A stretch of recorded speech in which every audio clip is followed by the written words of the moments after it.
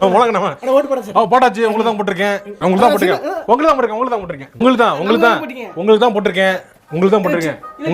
கரெக்டா போட்ட மாட்டேன். உங்களுக்கு தான் போட்டேன்.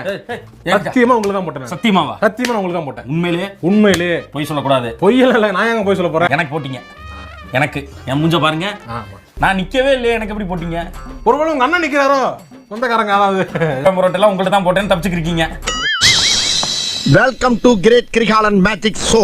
அலைகடலான திரண்டு வந்து ஆர்ப்பாட்டமே இல்லாமல் இங்கு அமைதியாக அமர்ந்திருக்கும் என் ரசிக பெருமக்களே, உங்கள் எல்லோருக்கும் என் அன்பார்ந்த முதல் வணக்கம்.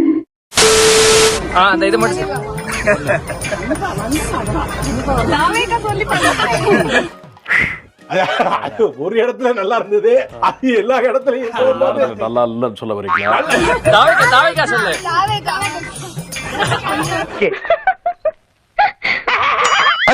என்ன கல்ல தட்டி விட்டுருச்சா அந்த கசாப்பு கிடக்காங்க?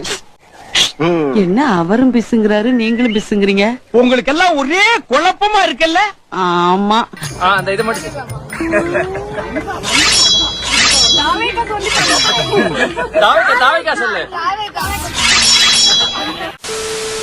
சிஎம் கொடைக்கானல் போயிருக்காரு, டெபுட்டி சிஎம் துபாய் போயிருக்காரு, எடப்பாடி பழனிசாமி அவர்கள் சேலத்தில் இருக்காரு.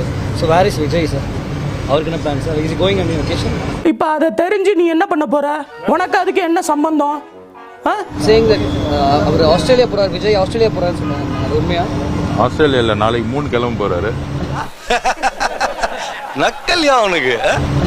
திமுக தான் வந்து ராக்கெட் ரெடி பண்ணிட்டு இருக்காங்க.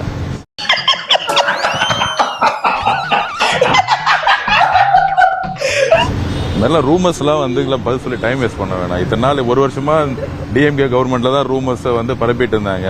இப்பதான் கவர்மெண்ட் முடிஞ்சிருச்சு. நீ தேவலாம் பேசிட்டு இருக்காத. பிரச்சனை உண்டாக்காத வேலை சார். ஏதாவது கலவரத்தை உண்டாக்கிட்டு இருப்பான். யாரும் கண்டுக்காதீங்க அவனை. ஐடி கம்பெனில வேலை பார்க்கிற பலரும் வந்து தாவேகாவிற்கு சென்னையில் வாக்களித்திருக்கிறார்கள். இவன் எவனாவது சோத்துல முன்னாடி தட்டுல சோறு போட்டு உட்கார்ந்து இருப்பான். அந்த சோத்தை சாப்பிடுறான்ல, அந்த சோறுல உப்பு போட்டு சாப்பிடுறான்ல, அந்த சோறு திராவிட முன்னேற்ற கழகம் அவனுக்கு தந்த சோறு.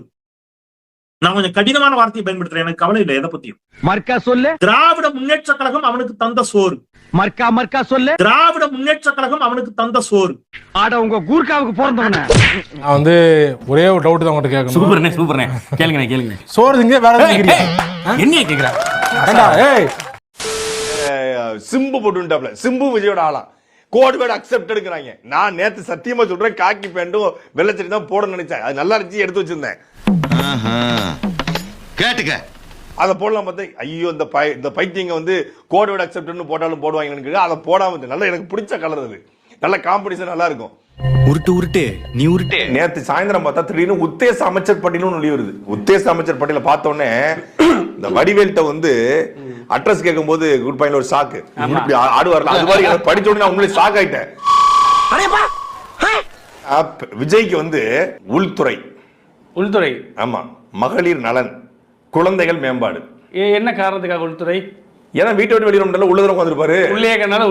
உள்துறை ஜோக் இல்லையா? இது சும்மா எவனோ ஒருத்தன் ஃபேக்கா எழுதி போட்டுக்கான்னு வச்சுக்கோங்களேன். எனக்கு உன் மேலதான் ஒரு சந்தேகம். விஜய் அலை தமிழ்நாடு முழுக்க வீசி இருக்கு. விஜய் அலைனாலதான் 85 விழுக்காடு. அரண்டிச்சு மத்திய அரசு, பதறிச்சு திமுக அரசு, நடுங்கிருச்சு அதிமுக. டேய், எலெக்ஷன் முடிஞ்ச எல்லாரும் வீட்டுக்கே போயிட்டாங்க. என்னடா விஜய் அலைங்க. விஜய்க்காக தான் பாட்டு பாத்தீங்களா? ட்ரெஸ் கூட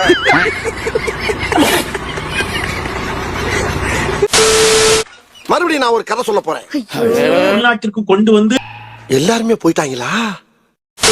ஓகே, திமுகவோட 3 கொள்கை. திமுகவோட 3 கொள்கைன்னா என்ன சொல்றது?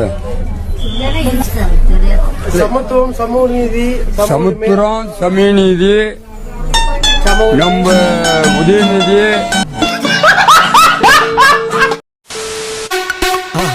மறக்காம சர்ப்ரைஸ் பண்ணுங்க. தேங்க்யூ.